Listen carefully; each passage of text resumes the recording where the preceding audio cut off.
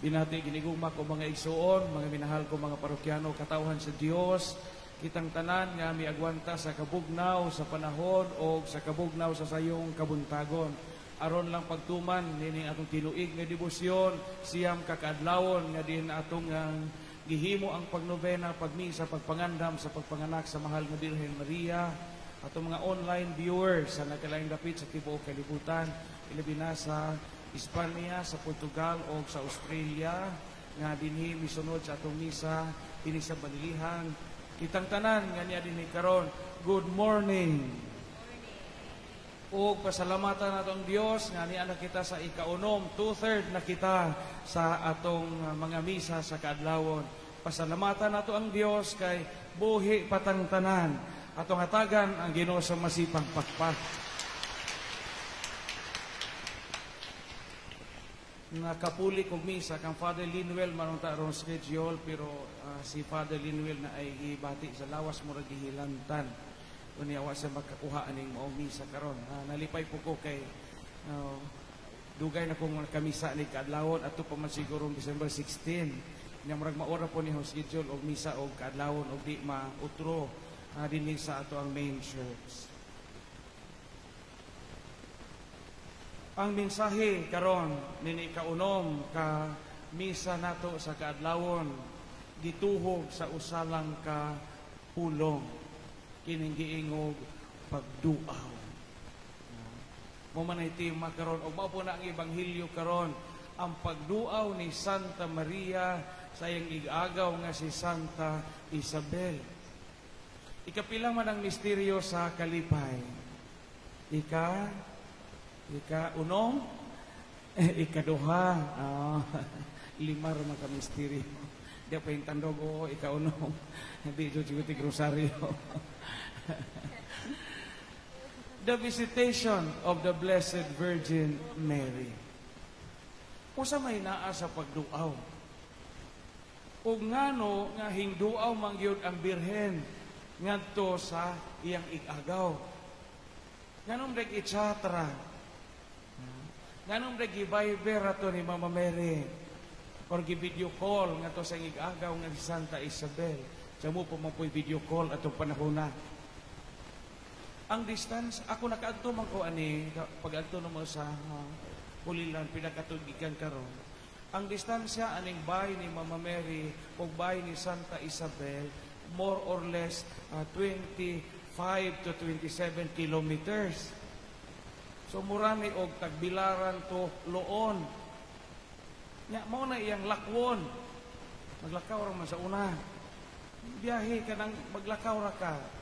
Unya magsiginig sa kamobitan ni dinhi nangandam si Maria og midali pag ato sa kabungturan, kabungturan.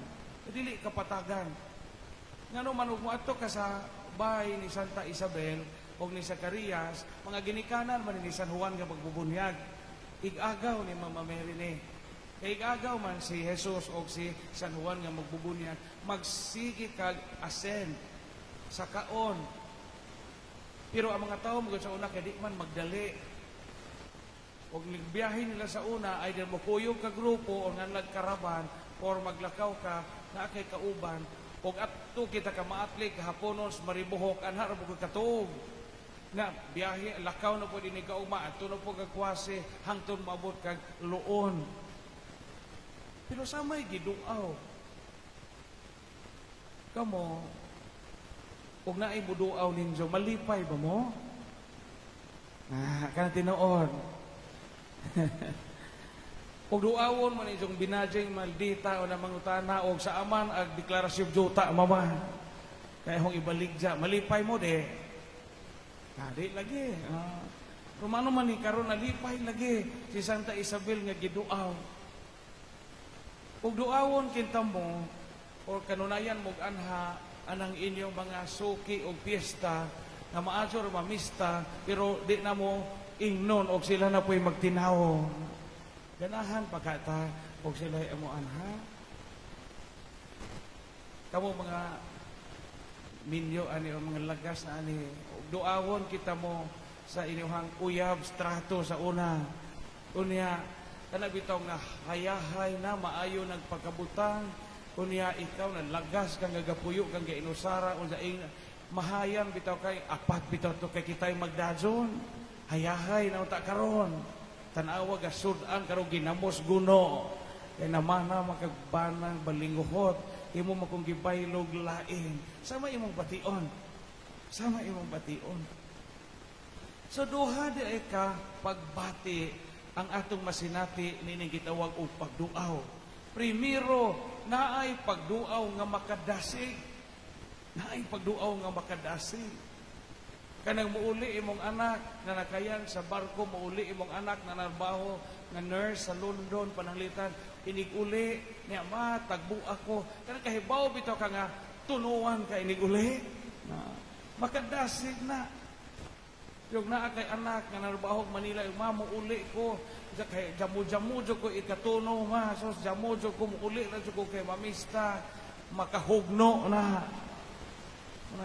Ajaw na lang mag-uli. Kasi namok na lang kaari. Gadugang lang ka sa humpay ronon. Duha ka klase ning pagduaw. Naay makadasig. Naapoy pagduaw nga makahugno. Makahugno. Sa una, sigagmay pa mi. Piling pobre jo tagaazo nga jamon-jamuta. Jamo sa ato. Maningkamot mi nga makaadto sa among apuhan. Mora jo to imong kalipay. Makaduaw. Nya katong ahong lolo kay naghamat og igsuong mga lagas. 5 to sila ka igsuon sa side sa ahong mama. Kunya usaray na minjo o duha ba to katurang ahong lolo. Na ipon nila puyo itong mga lagas ng mga tiguang. Mga saputon na ba jo kaazo no mulihok kagamay pilpilon atong kamot na magkaon talaga magsigtaghoy up dik ka ng simod na magkaon bitaw kang lingkuranan sa unang taas damo may bangko katong aw kato sinja katong ay kanang taas bitaw nga butindog galit ay mong tapat mahadzang puka. So gabihag disiplina to kini mga tiguang lagas kay mga saputon gazo kaduna mi pangasab-an pero mingawon mi kay maningkamot man mi makaduaw kay kini kanang kalingawan tagasaba nga madugay kay malipay na pura man po ka mingawon og di ka kasab-an no kasab-i ko labi ana ba nga sama po among ituon jamo good pot maajo bang ng chocolate jamo white pizza jamo o jamoy milk tea kayahay ni mga batanon ro sig sujok-sujok og milk tea no yan na pa ito musay anang straw no wala sipunon kay hinghuot tong milk tea na sipon mo himpuli gawas kay say tong sago sa among apuhan jam mo unsa may ilang ikadalit duma razot kailan mo magduma mga tiguan na sa may duma lagot mon duma razot maura na balik-balik saging kamote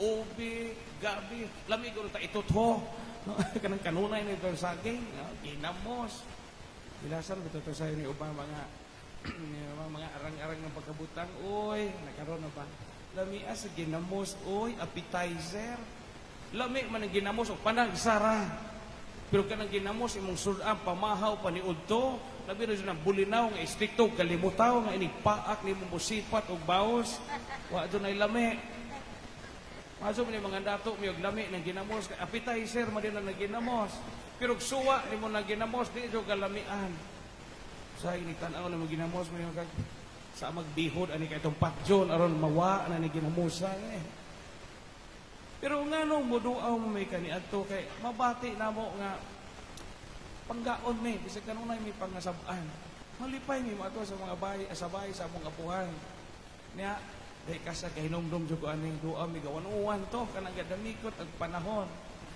sa una kay among apuhan jamo may lamisa ang bahay sa kusina kay lipak naman kanang lipak kung naay mga gawang-gawang una magsurag suso igor iligwat tong suso iligwat tong suso aron imong masupsop kay kana suso kay di man na pwede masupsop nimo jamo di nimo butlon dito tong ikog igor iligwat ana gud mangaon ana sawog pero bipo mingawon bitaw ko to sa una tong mga tiguwang namo kaniha sos kay doon na mong pangaon ga sabaw suso siguro namang lips to lips kita kay lips to lips kita ni mo na suso aron ba makuha ng unod hago gupod na dyan. So siya mo ito iro nilang itom, hikalit og tulijok, bay. Di nga kay, hikalit og tulijok, kamurag ka ng kalibog yung tulijok. Ikaw mga tiguang, huy, nabuang ag sa tuyo nga na itong iro nilang mga tiguang na mo sa una. Nabuang ko no di, ijahay panaka ag mga tiguang sa paga. No? Kailan mo paga mga tiguang, no? Saka silang paga, sus dyan mo dyan, hamong-hamong, no? Paglingin, huy, nakanang kwaknit, nangumbitay, no? Wa de mabuang ag iro. Ang isang kanaanan katong bago nga kinurag lubi gi pamaak sa hakot, no? Kanang hakot bitaw na suong nga itumon kailan wa nang hakot, no? Kailan mo anak na naybina kailan na kanang hakot nga oo man nag-adyo mamaak. Maldito man ang hakot kay mulakaw man primero yung paa adto man mo paak sa di angayang paakon, no? Kabantay mo na kanang hakot man kuuto ni mo sa aman napita ni hakotan. Sus muna saka sa paga gihakot ay ang simod sa iro putong kitulisok-tulisok pero isang maote akong experience ganahan so kumuduaw atong bay namo sa mga tiguang giguba ra jud kay gibahin pug tabla pastilan usika tong bayag na pari pagkaron di jud ko sugot nga gubon tong bayad dagkog haligi to na balikog piskay gud unta og karon pa galing sa ura gibahin pug giawayan pug isay mga kaangkon sa haligi o sa sawog, dyan mo na ron. Kaya, mga lagi ito, dyan mo dyan kay laing sima-sima. Ang huwato na mo, kato ng mga tiguan na lagas, nga, pakanoon may sinupa, na, kanang saging, usapon, kamuti, usapon, niya, o mapino na iluha o balik. So, sinigluha, bitaw ng saging, nang agas-agas, bitaw ng laway, nga modong sa siko.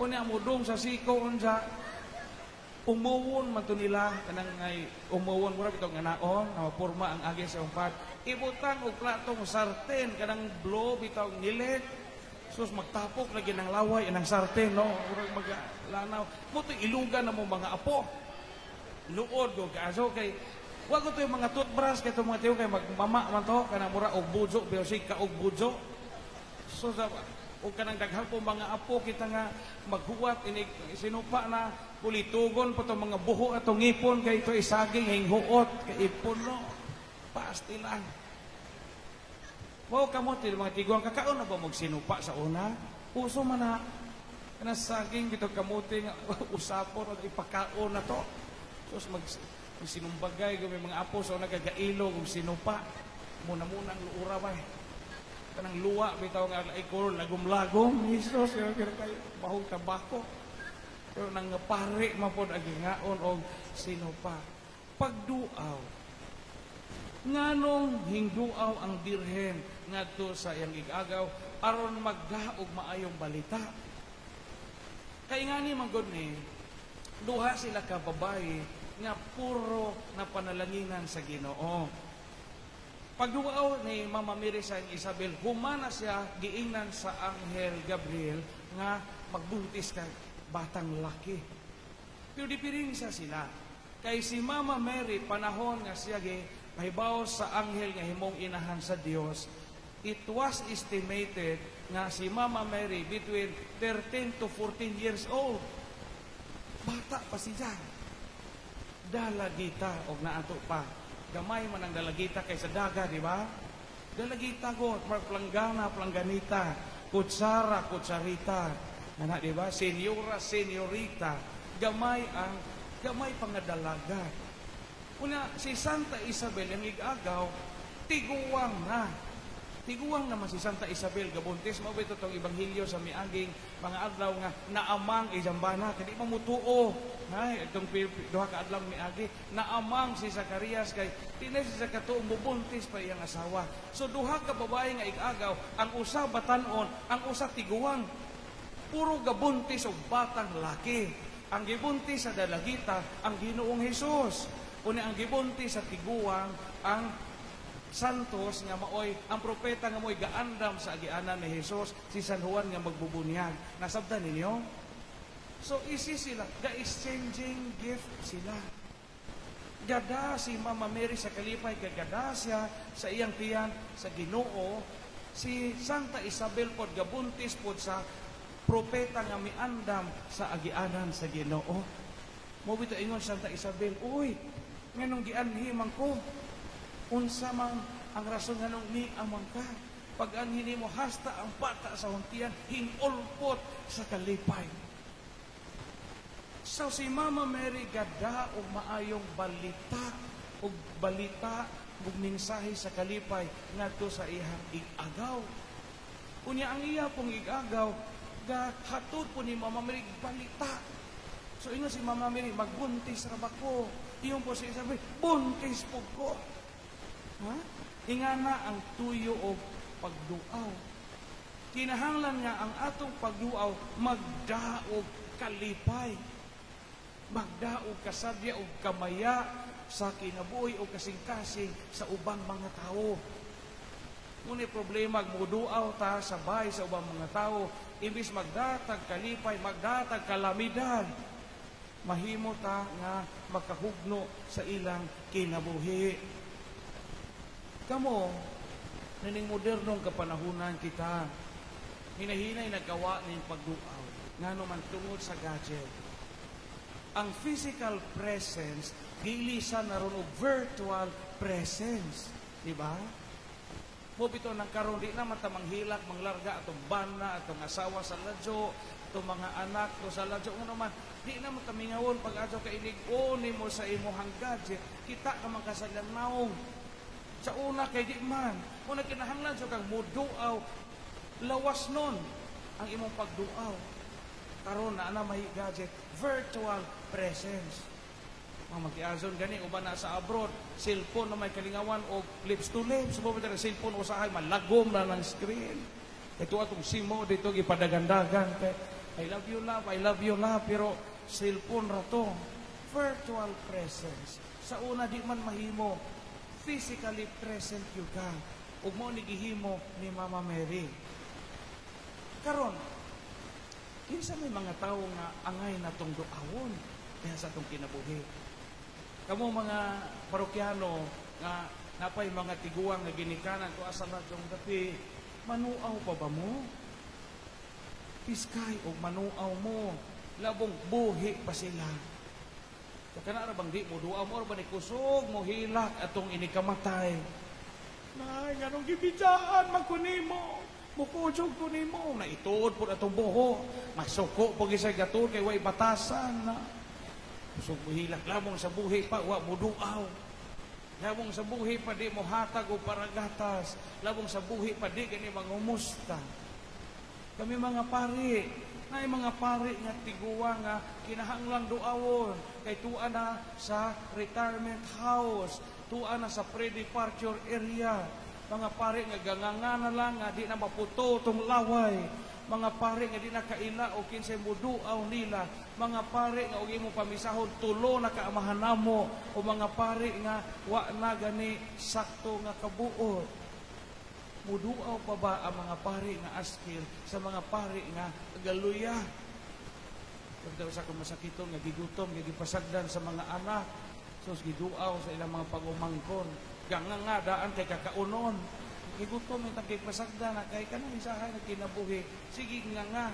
Muto ingon ang mga pagumangkon, uy, igutom man dyan si tatay kay kasige magnganga. Pero basin o himatjo na ni. Ilang gidunuwag Santo Cristo, giingkib ang Santo Cristo. Kaya nakaiyog tinap-ang tulingan. Kasi giingkib ang Santo Cristo kaya nakaingon og tinap-ang tulingan. So ang pagduaw ni Santa Maria sa igagaw nga si Santa Isabel nagdala og kalipay. Kita mo ni hagit na to. Kinahanglang muduaw ta nga magdala po tag kalipay. Ug ang pinakadakong dalho nato kung muduaw kita parehas ni Mama Mary, magdala kita sa Ginoo. Magdala kita maayong mensahe, maayong balita. Amen. Dahil ko nato ang Dios ug ato siyang pasalamatan.